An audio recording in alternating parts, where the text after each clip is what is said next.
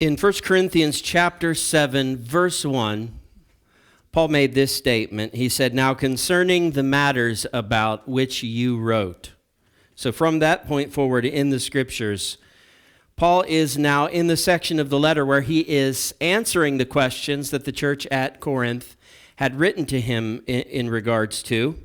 He first dealt with their question about Christian sexuality, and he was very thorough in his response because Corinth, very much like America, was a very sexually confused place. And so the Christians living there in Corinth were having a difficult time sorting out what is best for Christians. And so Paul gave them those answers. And we went through that very thoroughly. And we did not have to do that. As I shared with you, we could have buzzed through that. And then I could have just kept referring you back to the 5-part sermon series that we did on these topics: singleness, marriage, divorce, remarriage. But I threw the question out to the congregation and I said, do you guys want me to buzz through this, or do you want me to go through this slowly? And in anchored fellowship style and fashion, you guys didn't say a word. Thank you for the help. So I had to make the decision on my own. I made the decision to be thorough. I guess that's a good default mode. When in doubt, be thorough. I am now glad that we did that because we now, as a fellowship, have 9 teachings on the topic of Christian sexuality, which involves the topics of singleness, marriage, divorce, and remarriage. That's going to serve as a good resource as long as this church is still standing or until they take my sermons off of the internet, whatever comes first. But now in 1 Corinthians chapter 8, Paul is answering some questions that the church at Corinth had about diet. And it's not what you think. Surprisingly, it has nothing to do with the Jewish kosher diet that is found in Leviticus chapter 11. Are you familiar with that?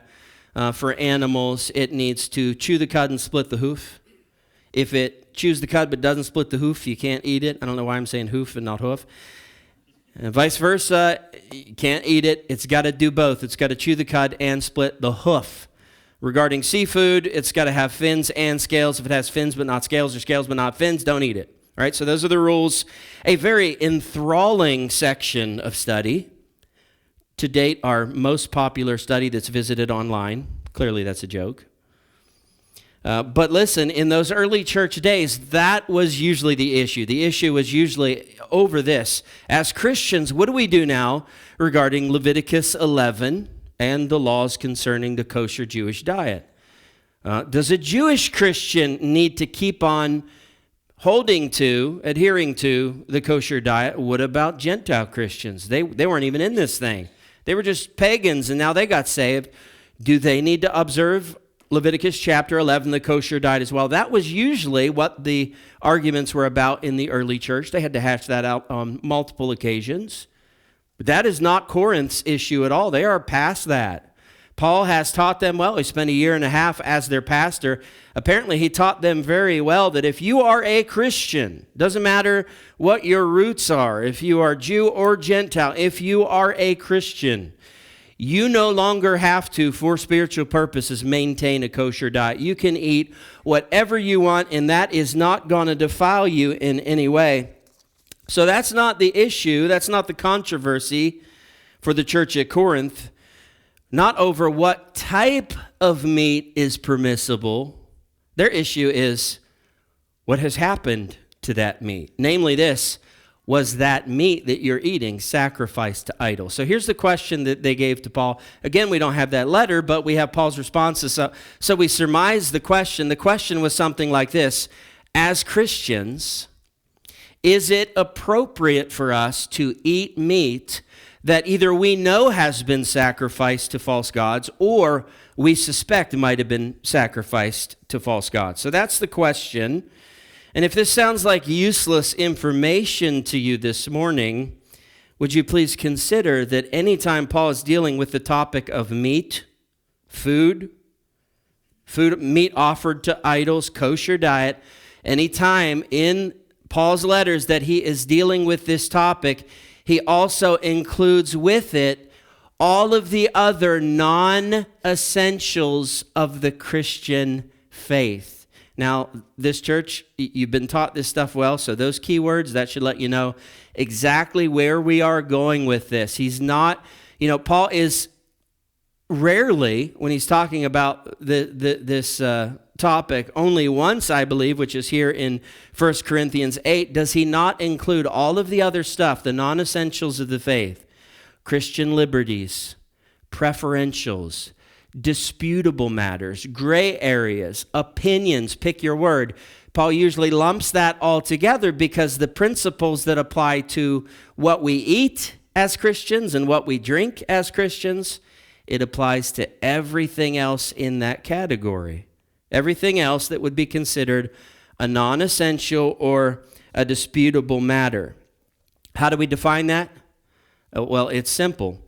If it has been clearly defined by the Bible to be a sin, or if we have been clearly told in the Scriptures to avoid something, then that's the line that we draw in the sand. Okay, that's a sin. We're going to avoid that.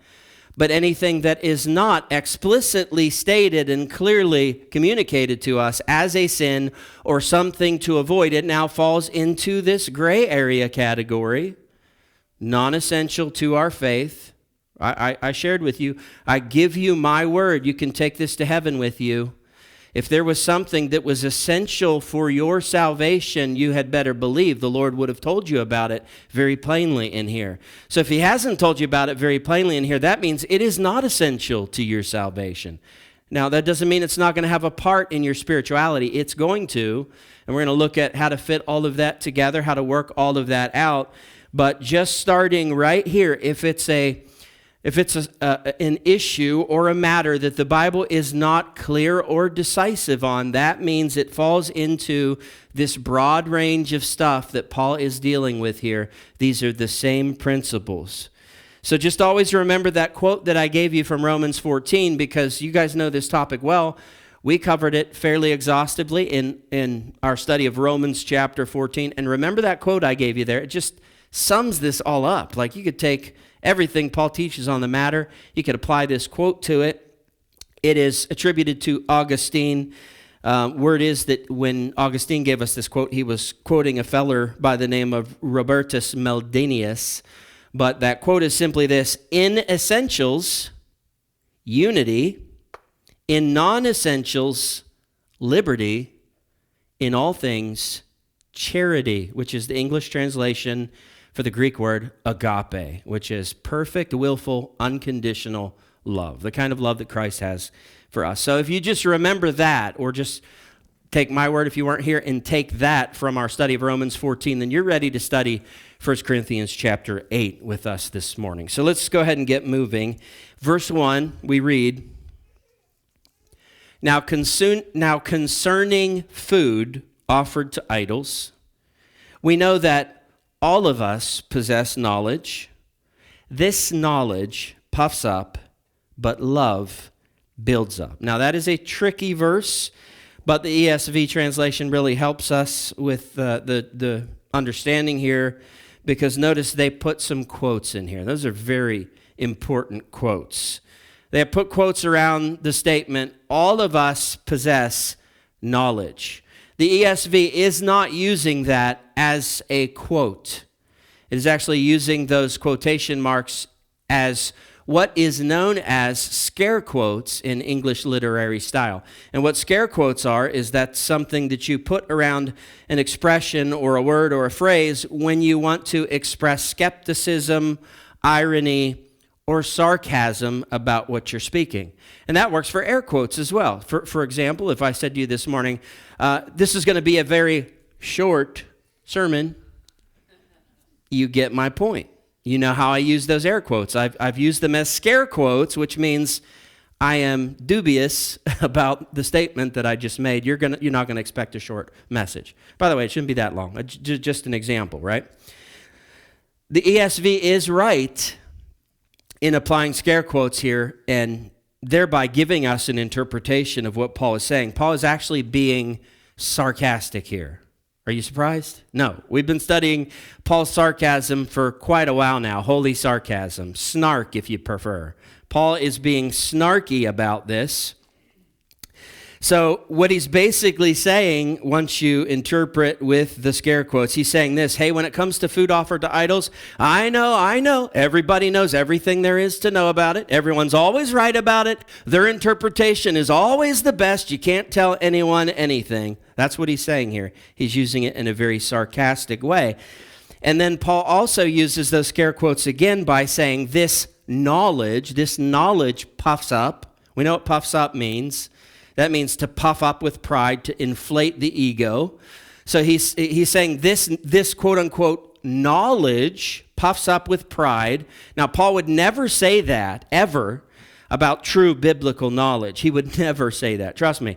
Because when it comes to true biblical knowledge, that includes the stuff that keeps us humble, doesn't it? That's all in true biblical knowledge. If you have true biblical knowledge, you're not going to be puffed up with pride. He's not talking about biblical knowledge here, or knowledge for knowledge's sake. He's talking about so-called knowledge. In other words, he's saying, these are Christian know-it-alls. That's what he's calling them here, essentially. Christian know-it-alls. You all know everything that there is to know about this, but maybe you don't know it all like you think you do. Now, with that in mind, and only with that interpretation, this verse now makes really good and easy sense. That when it comes to eating meat that was offered to an idol, or by extrapolation, taking the principles and extrapolating that out to other non-essentials of the faith, preferentials, opinions, disputable matters, gray areas, that when it comes to these things, if we let our so-called knowledge take the lead on these issues,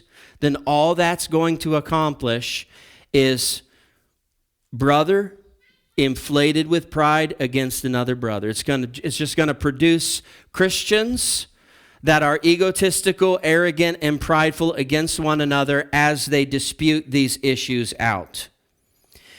What's the alternative to letting knowledge, so-called knowledge, lead us in regards to non-essentials, or in this case specifically the eating of meat sacrificed to idols? So what's the alternative? Paul gave it to us. It's love, agape. So we have our choice here. When we get to disputable matters, we can let our knowledge lead us. And if we do that, if we let our knowledge lead us, that's going to blow us up. But if we let love lead us, then that's going to build us up. So there's a clear winner there. Now, that is not always the way that we handle disputes within the church, is it? This is only going to be the way that we handle matters in reference to the non-biblical stuff, the stuff that the Bible has not clearly drawn a line in the sand for, right? Now, if it comes to biblical stuff, what are we going to let lead in that case? If the Lord has given us a clear definition of sin, if the Lord has demonstrably told us to avoid something, how are we going to handle that? Are we going to let love lead in that case, or are we going to let knowledge lead in that case? Here's a good example for you. Someone's been attending our fellowship for a while, and they say, I feel called into the ministry. I would like to be a support pastor here at Anchored Fellowship.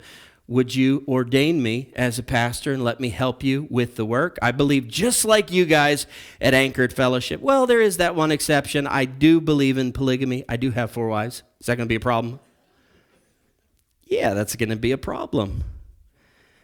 You can see why we can't let love lead there, right? At least not love as the world would define it, because if we're letting love lead in that case, we're going to say, oh, well, yeah, we do see differently there. But man, we love you. We don't want to lose you. We don't want you, going to the church down the street. We want you to stay here. We want to support you in your different interpretation of the scriptures. You see why we can't let love lead in that case, right?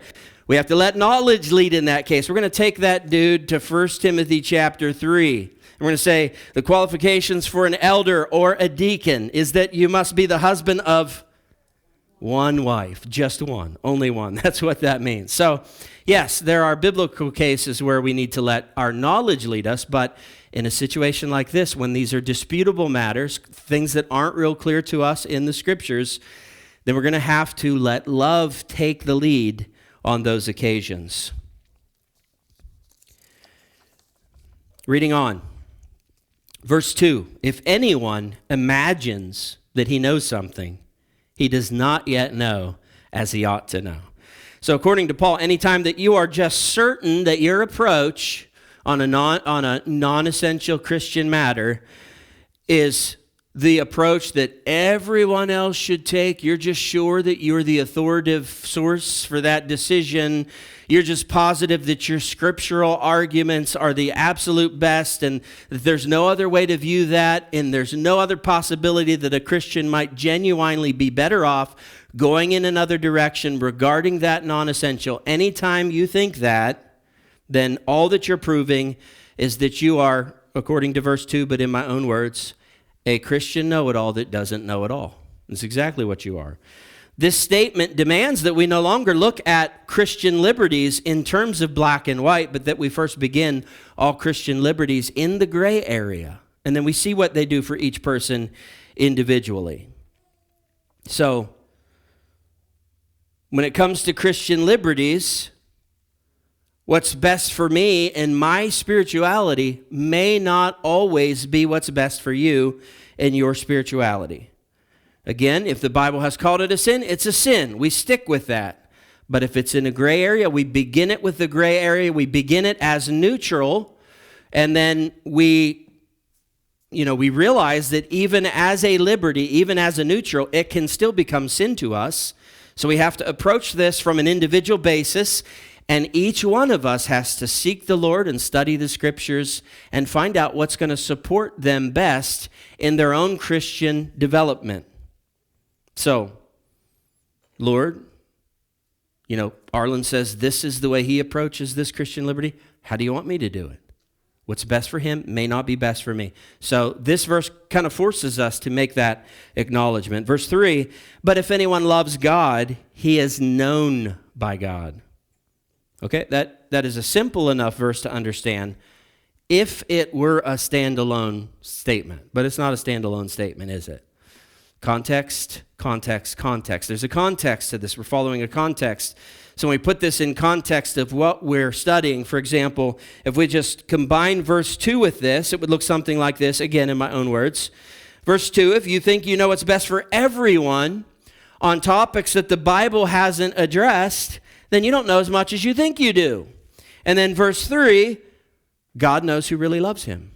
That's what he's saying. That's exactly what he's saying. I guess that's a kind way of saying, back off and let God be the God of that person. Let God direct them. And that goes hand in hand with what Paul taught us in Romans chapter 14, verse 4, when Paul said, who do you think you are to judge another man's servant? To his master he stands or falls. And he will stand because the Lord is able to make him stand. In other words, that's not your servant that you're trying to boss around. That's not your servant that you're trying to dictate how they are to handle their Christian liberties. That's God's servant. That's God's responsibility. And you ought, as a wise individual, to keep your hands out of those types of matters and just let the Lord be the Lord. Verse 4, therefore, as to the eating of food offered to idols, we know that an idol has no real existence, and that there is no God but one. Okay, you're seeing a bunch of quotes again here, but both of these quotes in verse 4, those aren't scare quotes anymore. These are actual quotes. These are in reference to Old Testament quotes. We'll get to those in just a moment. Old Testament and New Testament quotes, but we'll get to those in just a moment. Verse 5, for although there may be so-called gods in heaven or on earth, and what that means is not that there are many gods or multiple gods in heaven or on earth.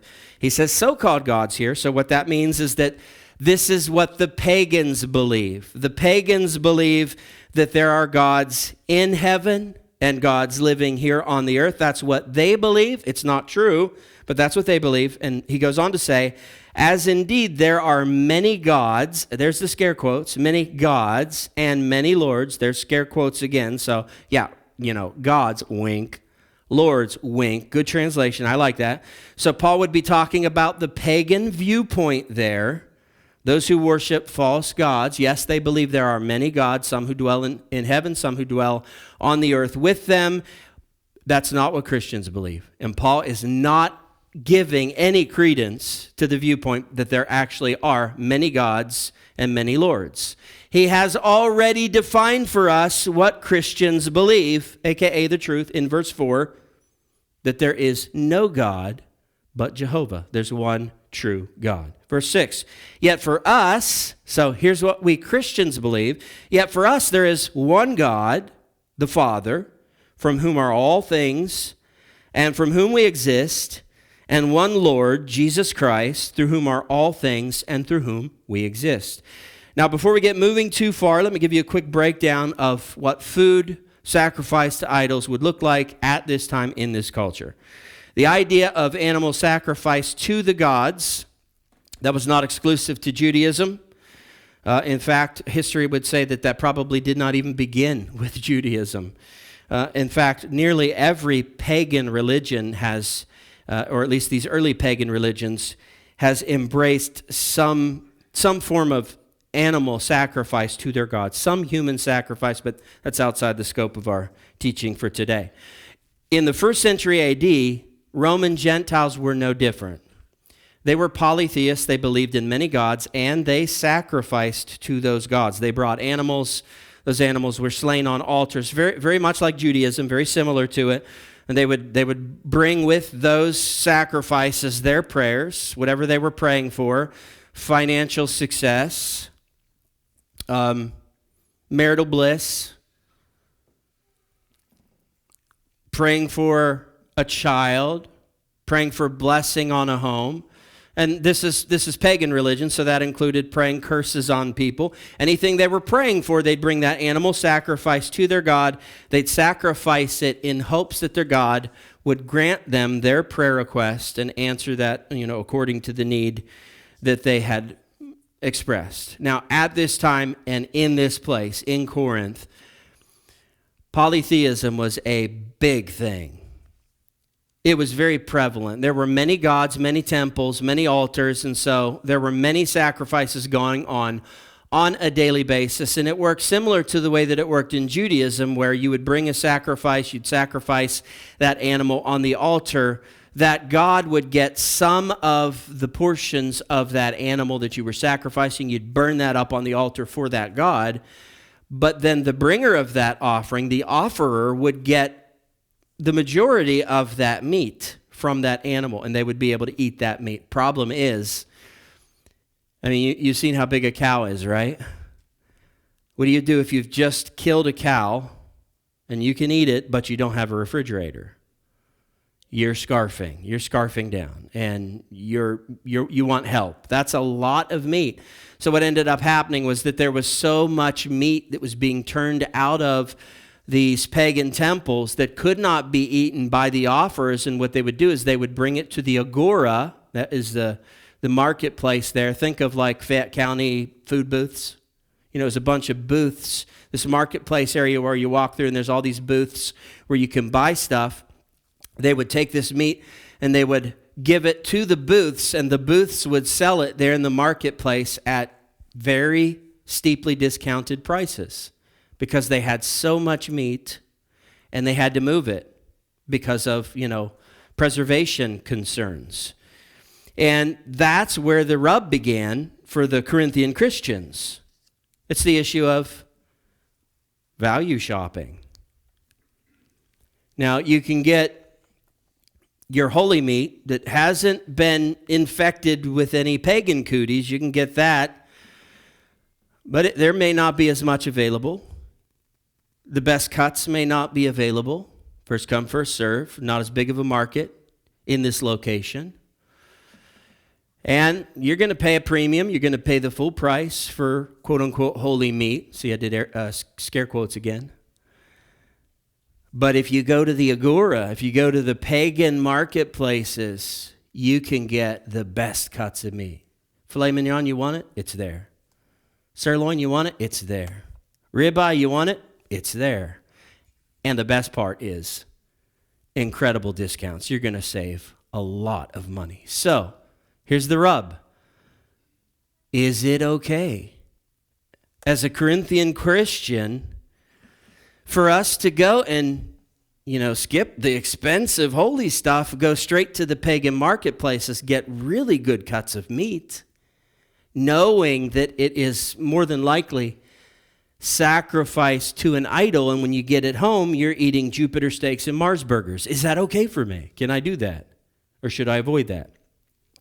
Now, I realize it's not really a preeminent issue in the United States, but that's not to say it's a non-existent issue. We technically still do have a similar thing taking place. Here's just one example. Halal food. Have you ever seen a halal sticker on a package of food? All right, there's halal food in this country. And if you see that sticker on it, halal, do you know what that means? That means that it was either harvested or butchered in accordance with Muslim law. And in order to do that, to harvest or butcher in accordance with Muslim law, it would have to have the Bismillah prayed over it, which means you take that meat as you're harvesting it or butchering it, and you say, in the name of Allah. Okay?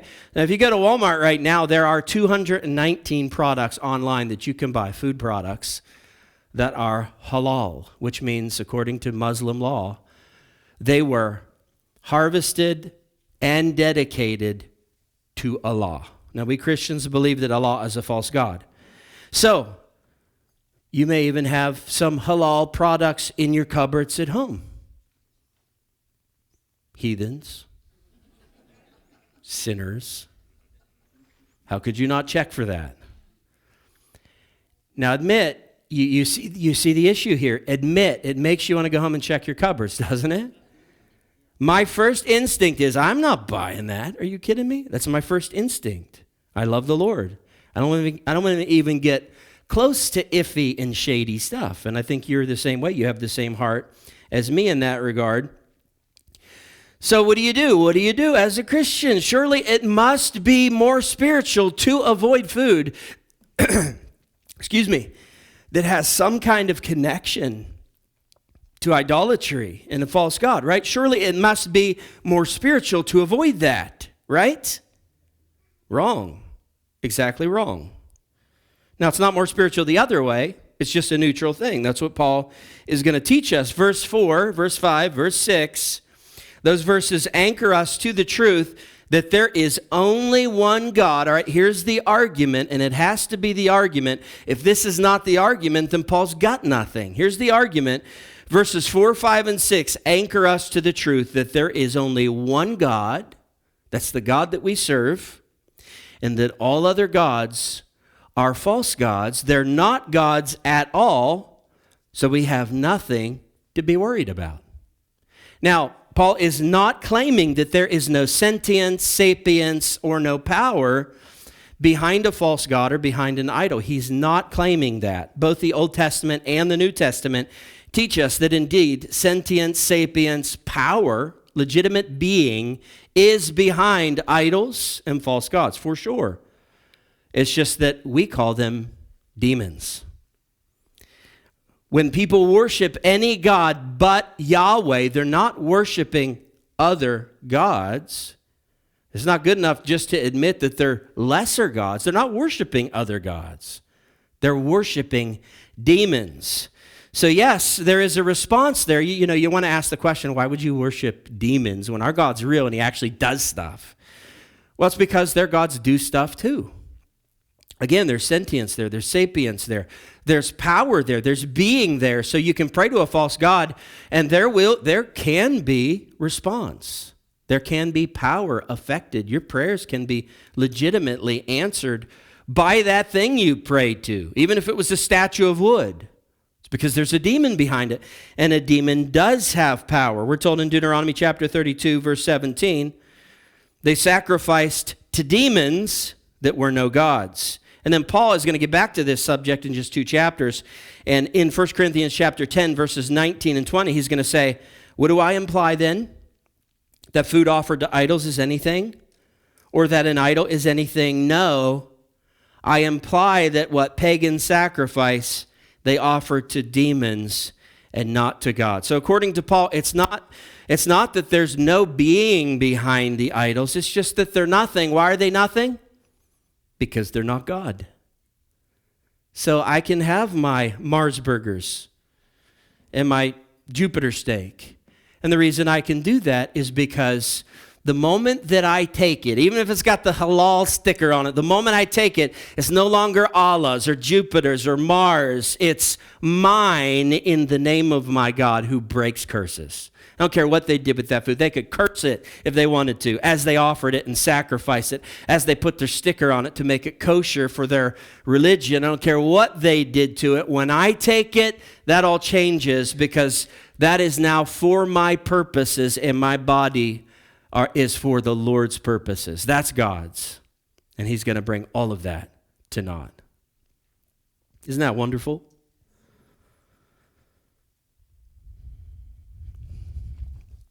Now, before we read on, verse 6 is as clear a statement of the deity of Jesus as there is in the Bible, and yet some people won't see it there because even though they're getting the same treatment, God the Father, God the Son, even though they're getting the same treatment, theos is used for God the Father, and kurios is used for Jesus the Son. Theos means deity, and kurios means supreme leader. So they see God, and then they see Lord, and they think, okay, well, Jesus is getting a lesser title. Well, it is a different title for sure, but it is still that same lofty position of supreme ruler. You got God, deity, you got Lord, kurios, and if that trips you up, just look at how they're handled. Father and Son, both the same. Check that out. We were created by God the Father. Oh, we were also created by Jesus the Son. And we were created for God the Father. Oh, and by the way, also, we were created for Jesus the Son. So it's a good statement of deity. You can mark that down in your little Bible knowledge book that you have beside your Bible. Verse 7, however, not all possess this knowledge, but some, through former association with idols, eat food as really offered to an idol, and their conscience, being weak, is defiled. Defiled means, made dirty, made filthy. So once again, it's not what most people would think it would be when it comes to religious convictions. I think we're sort of trained, if you've grown up in a church, you're sort of trained to believe that the strictest people, the most restrictive people, the most legalistic people, well, aren't they just by default going to be the most holy people?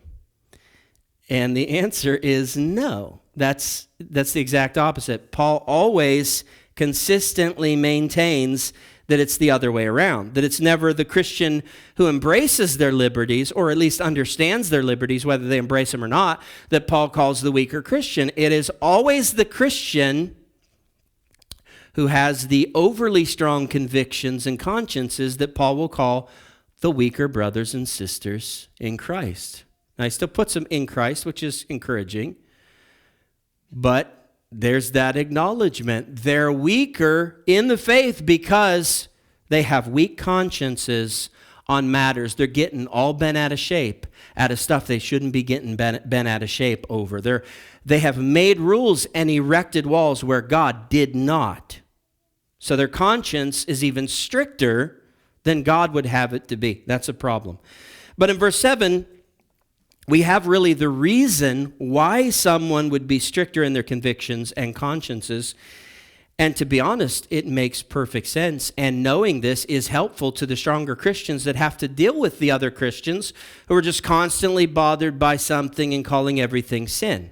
This is actually really helpful to know this stuff. So I hope that you'll pay close attention to it. Usually, all of this stems from our backgrounds. I mean, just listen to the argumentation that Paul has just made here. A Christian who used to sacrifice animals to pagan gods, what's going to happen to them? They are going to be naturally more sensitive to anything that involves pagan worship.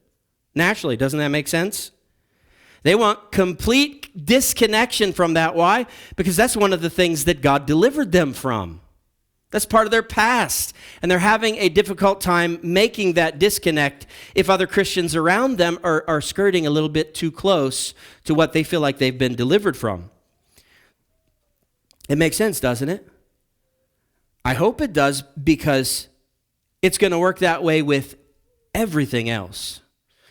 Everything else that falls into issues that are non-essential to our salvation, it's gonna be the exact same way. Just let me buzz through some examples real quick.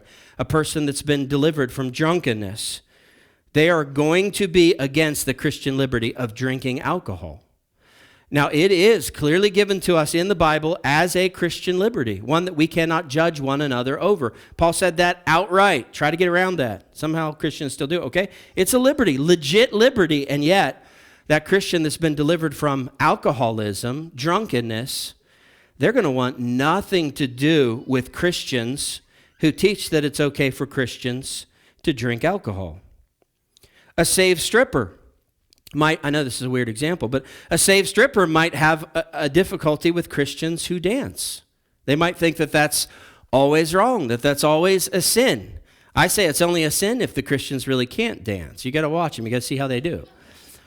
That's not a reused joke, by the way. That's a refurbished joke. I took that joke out of Romans 14, but I reworked it and made it a little different. Yeah, they may have a problem with that, even though the Bible would support Christians dancing appropriately as a Christian liberty, yet they once used dancing for very different purposes, seductive purposes, sinful purposes, and they may struggle with that. There's just that difficulty making that disconnect there. A person delivered from the occult, they might get really bent out of shape that you celebrate Halloween. And you may say, well, listen, I only dress as John the Baptist and Peter the Apostle. Keep sticking my foot in my mouth. It's a great costume. You know, you may dress up as neutral or saintly things, and that's good for you. You like that because you're trying to redeem the holiday. But the person that's been saved out of the occultist, they're like, why are you messing with that? That stuff's real. There's real power behind that. There's evil. That's evil stuff. Why are you messing with evil? So you see, there's the sympathy for understanding that a lot of times background dictates where our consciences are sensitive and sometimes overly sensitive. Kind of immediately we're calling for understanding when it comes to the sensitivities of our consciences, right? None of us want to go back to the things that God has delivered us from. That's proper for us as Christians. So our consciences will be sensitive and sometimes oversensitive in the things, the dark things of the past that we were once closely connected to. We need to understand that about each other. Verse 8, food will not commend us to God. We are no worse off if we do not eat, and no better off if we do. Now, you might want to hang that verse above your kitchen table so that you can quote it at times. I won't be any worse off if I eat this whole pizza. That's a great verse. I love empowering verses like that. No, that's not what that means. I'm joking, of course. He is not talking about benefit to physical health. He's not talking about physical well-being here. He's only talking about the implications upon us spiritually and what is proper for our spiritual well-being. The only time that food could possibly affect your spiritual well-being in any way is if you're fasting food, because you're fasting for spiritual purposes. That's it. But other than that, food is always going to be one of those neutral things. You can't have a diet that makes you more holy or a diet that makes you less holy. Again, it's not talking about physical health. Obviously, if your diet was nothing but Krispy Kreme donuts and Monster energy drinks, yes, you're worse off than the person that has the healthy diet, and you're probably going to die young. But in spiritual terms, the Krispy Kreme Monster guy is no worse off than the guy with the perfect, healthy diet. Verse 9, but take care that this right of yours does not somehow become a stumbling block to the weak. So Paul is perfectly consistent every time he talks on matters of Christian liberties. He always puts the responsibility of properly handling the situation on the stronger believers, on the people who are stronger in their faith. They're more comfortable with their Christian liberties. They know them whether they exercise them or not. They're just more mature and more grown up in those areas. He never puts the responsibility on the weaker Christians to step up, get with the program, and get it right, does he? That's so loving. I tell you, if Paul did not come across these revelations on how to handle these issues, I would have never found it. My approach would have been very different. Paul's is a very loving approach. As I shared with you in Romans chapter 14, that is because they are weaker Christians. You don't put more responsibility on weaker Christians. You put the more responsibility on the stronger Christians because they're more likely to handle it. You know, you're climbing a mountain with some buddies. And you got an additional burden that you need to get to the top of the mountain. Who are you going to give the burden to? You can give that extra burden to the weaker climber? I think not. Or are you going to give it to the stronger climber? Yeah, that makes more sense. So we're going to do the same thing in spiritual terms here regarding these matters. Verse 10. For if anyone sees you who have knowledge eating in an idol's temple, will he not be encouraged, emboldened, if his conscience is weak, to eat food offered to idols? Verse 11. And so by your knowledge, this weak person is destroyed, the brother for whom Christ died. Verse 12. Thus sinning against your brothers and wounding their conscience when it is weak, you sin against Christ. Verse 10, verse 11, very important verses for us here in consideration of our topic of study. Paul has identified the dangers that are present for both sides of this argument, for both sides of this position on matters of non-biblicals, non-essentials, disputable matters in gray areas. For those who have an overactive conscience, what's the danger? Is it a sin to have an overactive conscience? No. It's not a sin to have an overactive or overly sensitive conscience. That's not the danger for the person in that situation. The danger would be if you violate your overly sensitive and overly active conscience. That's the danger. Now, I would take us to Romans chapter 14, verse 23 for this because Paul put it just real plain and clear here. He said in that verse, whoever has doubts is condemned if he eats. Remember, this goes for everything. Is a Christian allowed to dance? Well, Arlyn's just convinced. He showed me good scriptural support, so I'm going to go dance. All right, if you're not convinced when you do it, you're condemned because the eating is not from faith. The dancing is not from faith. The drinking is not from faith. What you're wearing, the clothes you're wearing, they're not from faith.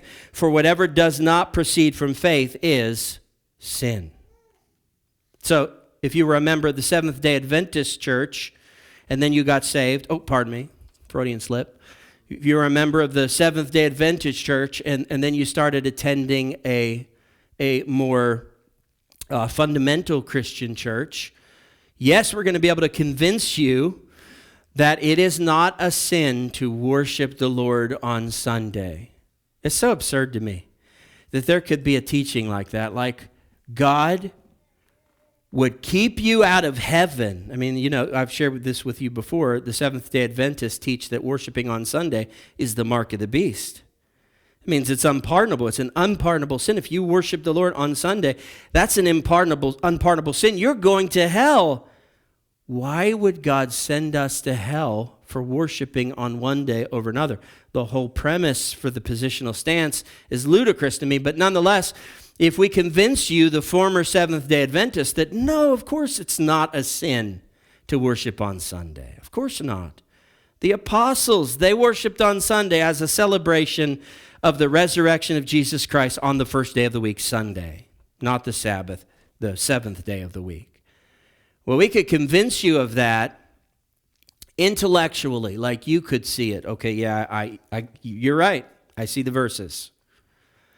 But as I share with you in our Romans 14 study, not always is what you know and what you feel and believe on the same page.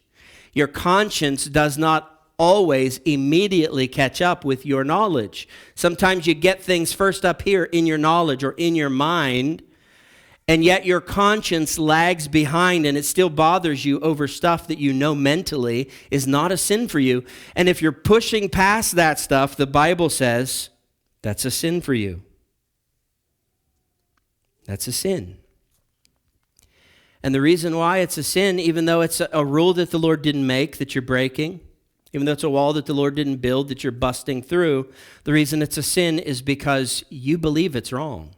You believe it's a sin. You believe the Lord is displeased with it, offended by it, maybe even perhaps ready to damn over it, and yet you're still doing it anyway. You're pushing past, and that is an act of rebellion. And it's something God never wants to see on his kids.